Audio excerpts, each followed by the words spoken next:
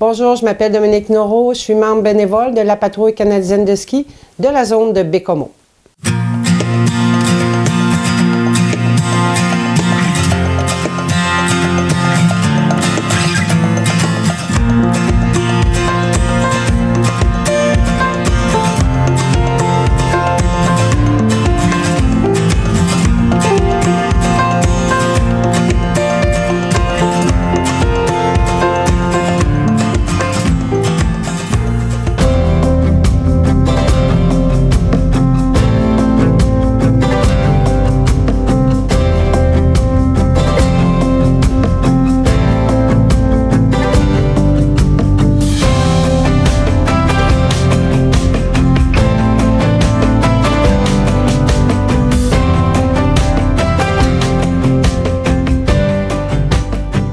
Bonjour Dominique.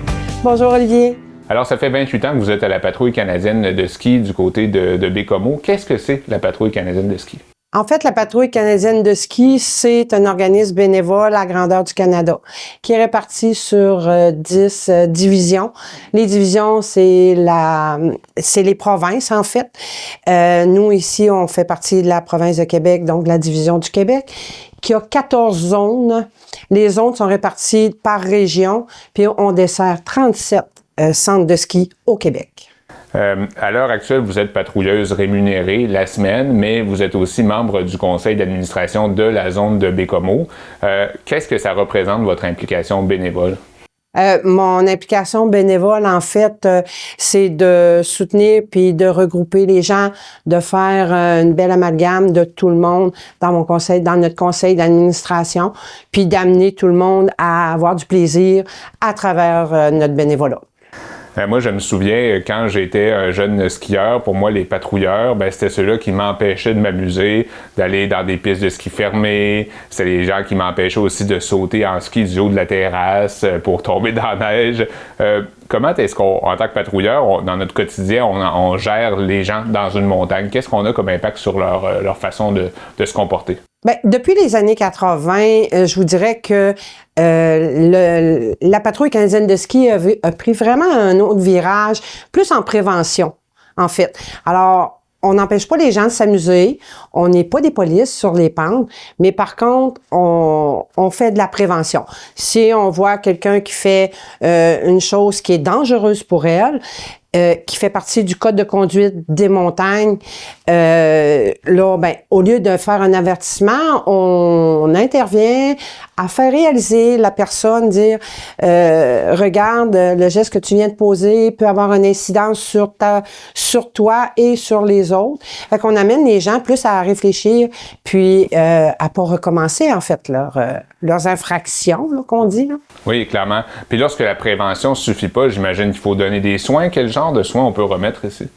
Ici, nous, notre formation en premier soin, c'est 60 heures. Écoute, c'est vraiment là, large. Là. On peut aller de la fracture, dislocation, crise cardiaque. On peut intervenir. La plupart du temps, c'est plus des fractures, des dislocations, des choses comme ça. Et lorsqu'une personne est incapable, par exemple, de descendre par elle-même en bas d'une piste où elle a eu un accident, comment est-ce qu'on aide cette personne-là à se rendre justement ici au local pour recevoir des premiers soins, puis par la suite à l'hôpital possiblement? OK.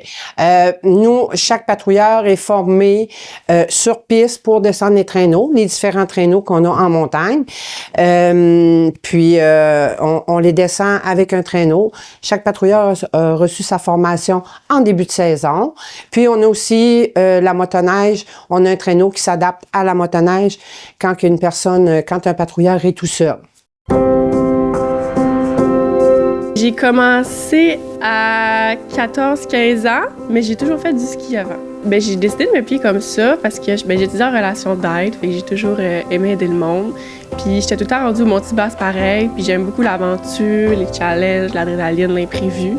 Fait que j'avais comme commencé à y penser. Puis à la fin de l'année passée, je me suis mis à parler avec un patrouilleur, puis il m'a dit « Mais pourquoi tu rentres pas dans la patrouille? » J'étais comme « Ah, c'est vraiment une bonne idée. » La formation, j'ai trouvé ça quand même exigeant en même temps que l'université, mais c'était vraiment, vraiment intéressant. Puis l'équipe est vraiment le fun, les pratiques, c'était vraiment le fun, puis j'avais vraiment, vraiment hâte de commencer des ventes. Tu sais, l'horaire, là, s'il y a des moments où je suis en période d'examen et tout, il y a vraiment moyen d'échanger des chiffres et tout. Puis en même temps que la job aussi, là, moi, je me suis arrangée pour travailler le samedi puis pouvoir faire la patrouille le dimanche. Fait que ça demande de l'organisation au début de saison, mais un coup que c'est setupé pour vrai. Moi, j'étais tout le temps rendue ici pareil, fait que de rajouter ça à mon horaire, là, c'était pas difficile. Puis là, ben, mon dernier cas, c'était une toute petite fille, fait qu'elle avait besoin d'être assurée beaucoup, fait que mon côté travail social il est vraiment ressorti là-dedans aussi.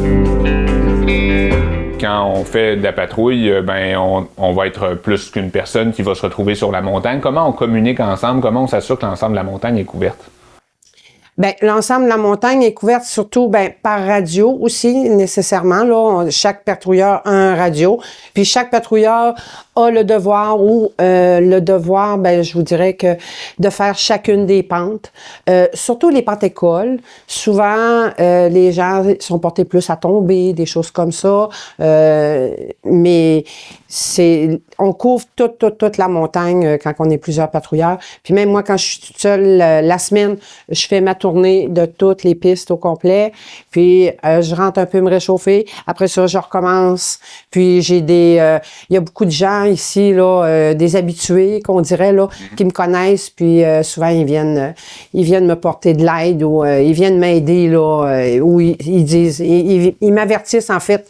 La communication, ils disent aux employés, on a besoin de patrouilleurs dans tel numéro de piste, puis on se rend là facilement, là, rapidement, assez rapidement, en motoneige, là, surtout. Là. Et pour faire ça, ben, ça prend de la formation. Vous m'en avez parlé un peu il y a quelques instants. Formation, d'ailleurs, que vous devez répéter chaque année. Pourquoi c'est important de répéter la formation chaque année lorsqu'on est patrouilleur? C'est important, oui, de répéter la formation, mais c'est qu'on est régi par le ministère des Loisirs et des Sports au Québec, puis c'est une obligation. Alors, notre organisme est reconnu par ce ministère-là et on se doit à chaque année, chaque patrouilleur, de renouveler minimum 25 heures d'examen, puis de pratique et de cours pour renouveler notre certification. Puis ça, c'est à grandeur du Québec. Alors, peu importe si je patrouille ici à Baie-Comeau ou si je m'en vais patrouiller au Montford où on est formés tous de la même façon. Alors, quand on intervient sur un cas, on n'a même pas besoin de se parler habituellement, rien qu'à voir les gestes que la personne pose, où est-ce qu'elle est rendue dans son protocole d'intervention. On peut l'assister, puis tout coule bien. Là. Chaque patrouilleur à grandeur du Québec, on travaille tous de la même façon.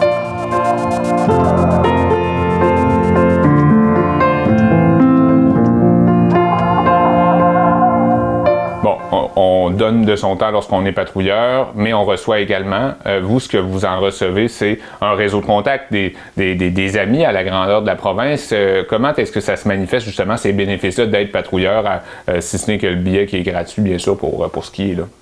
Le bénéfice, c'est côtoyer des gens, en fait, là. Puis, comme pour aller à l'extérieur, souvent, on est bien accueillis. On se fait des amis à grandeur du Québec, là, dans le fond, là. Puis, on se fait des réunions Zoom. On est content de se voir à chaque fois. On a des réunions provinciales aussi, des compétitions de premiers soins.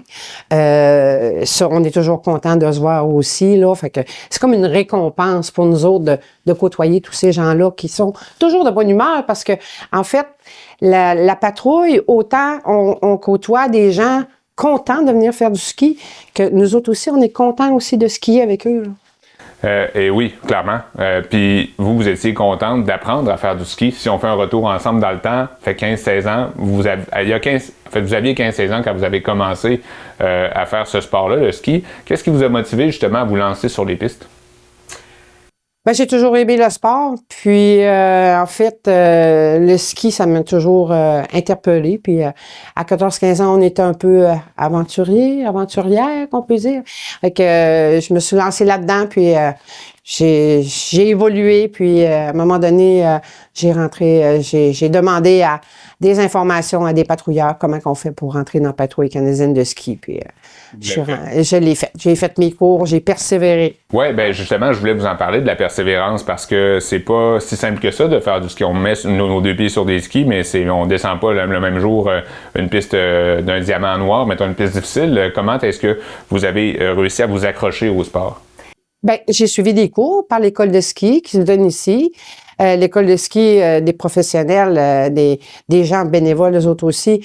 J'ai suivi beaucoup de cours, puis je vous dirais que la persévérance, ça fait partie de mon ADN, je pense, parce que quand je suis rentrée dans la patrouille canadienne de ski, mon niveau de ski, d'habileté en ski n'était pas assez élevé. Alors, j'ai été 2 ans secouriste avant de pouvoir porter la froc officielle, la veste officielle du patrouilleur, parce que mon niveau de ski n'était pas assez élevé.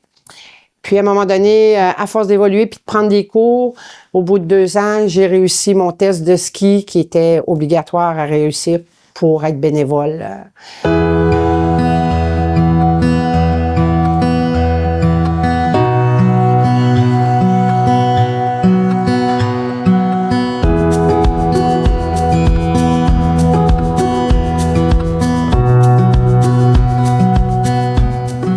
Il faut être capable d'aller dans toutes les pistes de la station, là. Puis pas juste d'y aller, c'est de s'y déplacer avec un traîneau, j'imagine? C'est ça, ouais. Ah, OK, quand même. Donc, c'est un niveau, c'est quelque chose, aller dans une piste double diamant avec des arbres, avec un traîneau. C'est ça. Faut être assez habile en ski, oui. De 2006 à 2012, vous avez pris une pause et je comprends que vous aviez besoin d'arrêter un certain temps. Qu'est-ce qui vous a motivé à revenir? Il y a beaucoup d'amis qui ont abandonné le ski, puis je voulais retrouver encore le côté social du ski que j'aimais bien, là, à part de le pratiquer. Fait que j'ai décidé de revenir dans la patrouille canadienne de ski en 2012, là, à peu près, là. Puis vous étiez justement assez motivé parce qu'il a fallu reprendre tous les tests pour y arriver à ce moment-là. C'est un retour à zéro, là. Oui, c'est un retour à zéro. Vraiment, là, un retour à zéro. Et depuis 2012, en fait, depuis donc votre retour, la flamme ne s'est pas éteinte. Qu'est-ce qui va faire en sorte qu'elle va rester allumée, cette flamme-là, pour le fait d'être patrouilleur au bénévole au Mont-Tibasse? Bien, c'est de voir aujourd'hui évoluer, puis prendre le nouveau virage que les centres de ski veulent prendre, dans le sens que il y a beaucoup de développement au niveau des centres de ski qui s'en vont vers des centres de ski multisports. Puis ça m'interpelle parce que ils ont toujours besoin de patrouilleurs, en fait, pour pouvoir opérer. Puis de voir aussi les jeunes qui amènent des nouvelles idées dans notre organisation. Fait que ça, puis les appuyer là-dedans aussi, là. Merci beaucoup, Dominique. Merci. Merci, Olivier. Voilà, c'est ce qui complète cet épisode de Bénévoles recherchés. Je m'appelle Olivier Roy-Martin et je vous dis à la prochaine.